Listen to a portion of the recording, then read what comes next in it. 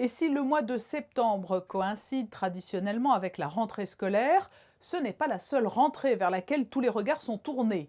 La rentrée sociale est d'autant plus délicate cette année qu'elle s'inscrit dans un contexte économique mondial extrêmement morose en raison de la crise de la Covid-19. Nous évoquions il y a quelques instants le CTTR.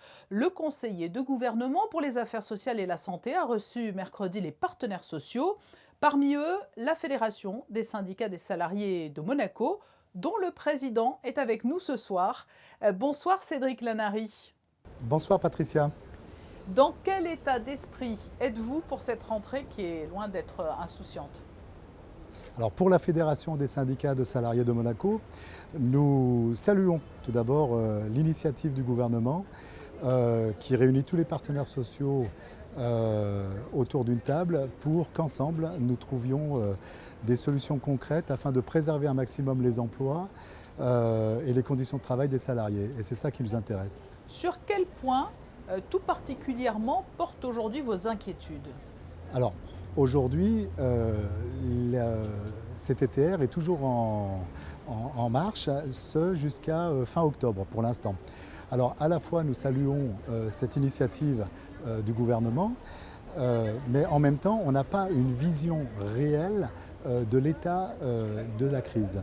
La Fédération des syndicats de salariés de Monaco a proposé d'améliorer tout ce qui était formation dans un but éventuellement de reconversion, car nous nous rendons compte qu'il y a des secteurs d'activité qui souffrent, tels l'hôtellerie, les cafés, la restauration, pour des raisons que l'on connaît, des fermetures de frontières. Par contre, on s'est rendu compte que dans le bâtiment, il y avait des postes de libres. Alors pourquoi ne pas proposer des formations qualifiantes de reconversion pour les salariés?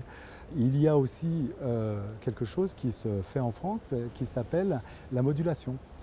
La modulation permet de conserver son emploi, conserver son salaire, et ça c'est important. On fait un petit peu moins d'heures en ce moment parce qu'il n'y a pas beaucoup d'activités, et on les rattrapera un petit peu plus tard lorsqu'il y aura plus d'activités, sans perte de salaire, je tiens bien à le préciser. Et ça, la modulation, c'est quelque chose qui marche. Vous avez expérimenté, vous, Cédric Lanary, je crois, Oui, ce type de oui. fonctionnement, hein. J'ai eu une carrière française avant d'être sur Monaco, et c'est quelque chose que j'ai pratiqué moi-même. Et au-delà même du contexte économique favorisant cette solution, les salariés eux-mêmes sont demandeurs. Bien sûr, il faut que ça soit encadré. Bien sûr, il faut parler des conditions. C'est nouveau sur Monaco, etc. Bien sûr.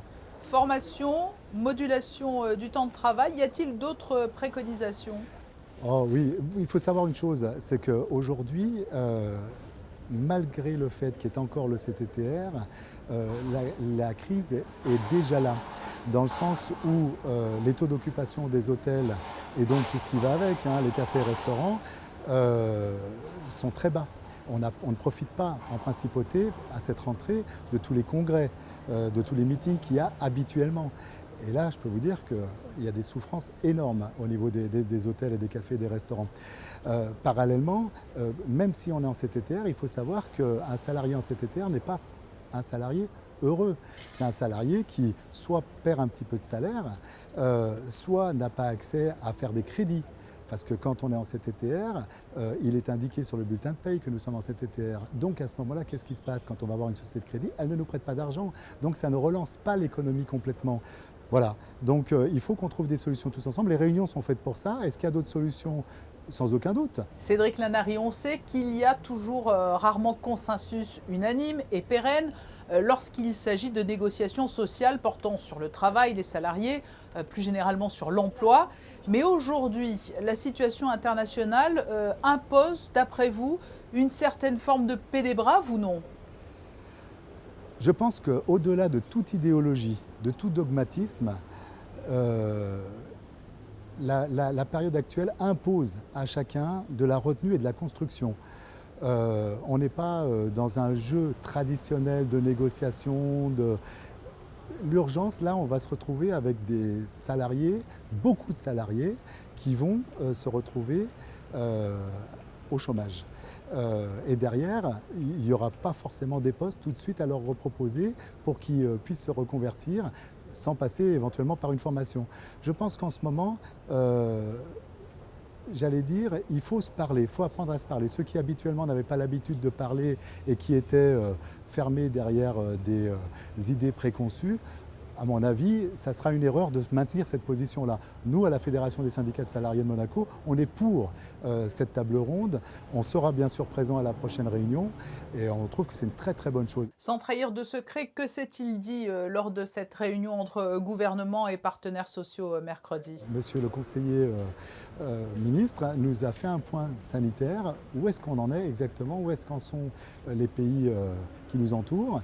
Et puis ensuite, on a parlé réellement, là, de l'état économique. Chacun a pu s'exprimer sur le constat qu'il faisait de son côté, aussi bien la FEDEM que la SBM, que le bâtiment, que l'hôtel café, que les restaurants. Et puis le commerce aussi qui souffre, hein. N'oublions pas que le télétravail ne favorise pas le commerce en principauté. Nous, pour la Fédération des syndicats de salariés de Monaco, ce qui nous intéresse, c'est le maintien de l'emploi, le moins de chômage possible pour les salariés, le reclassement en priorité pour les salariés qui malheureusement se feraient licencier après avoir passé 5, 10, 15 ans, 20 ans en principauté, on se fait licencier, c'est très dur. Et on aimerait que ces salariés-là puissent en priorité retrouver du travail sur Monaco et rester sur la principauté, qu'ils aiment d'ailleurs. Cédric Lanary, merci d'avoir répondu à nos questions en toute franchise. Merci. Merci.